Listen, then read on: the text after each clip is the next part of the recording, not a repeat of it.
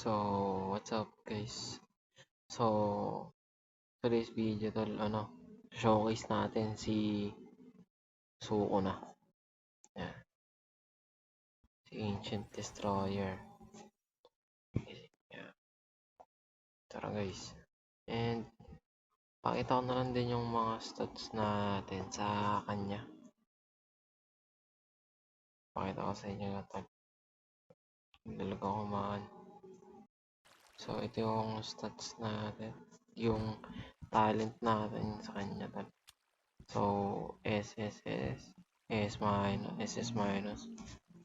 So, nakakuha talaga ako magandang mga talent sa kanya. And yung ano naman natin, trait natin, yung ano lang, yung pinakamagandang duo. So, ayan. Saan ba yung training lead?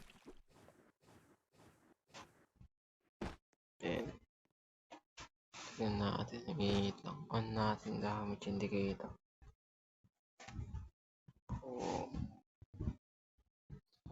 Pop natin yung boom.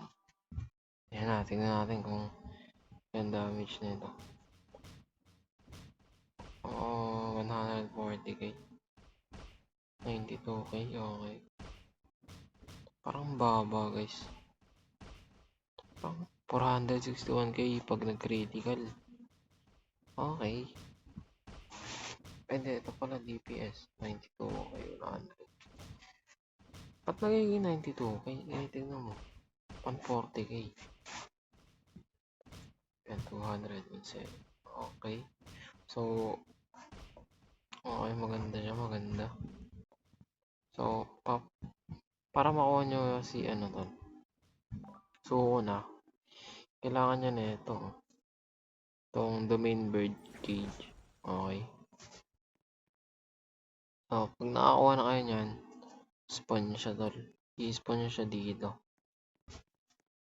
Dito sa may likod. Ayan, dito na siya. So, di ba ito yung boss. So, dito lang. Yan.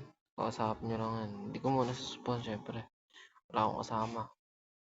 Ayan, pag in-spawn nyo yun, ang laki ng buhay ng boss. 400 million. Grabe ba? So, hindi ko na, bigla lang ko lang to nakuha eh. So, sa public ako, may nag-spawn. Tapos, pagkapatay, ayun, nakuha ko na. Kaya nakadal. So, panoorin nyo yung video kung paano ako kinuha to guys. Talagang solid yan. Tapos, ano naman. Yun lang guys. So, GG's. Hindi ko alam kung paano ko siya showcase. Pero, pakita natin itong itsura na ito. Grabe nga yan, gar. Huwag yung huwag yung avatar ko, tignan nyo. Ito. So, 1 star pa lang yan, man. Paano pa kaya pag nag 3 star yan? Ayun, panis. So, papa 3 star ko pa to. Kasi mahina pa siya. So, ayun lang guys.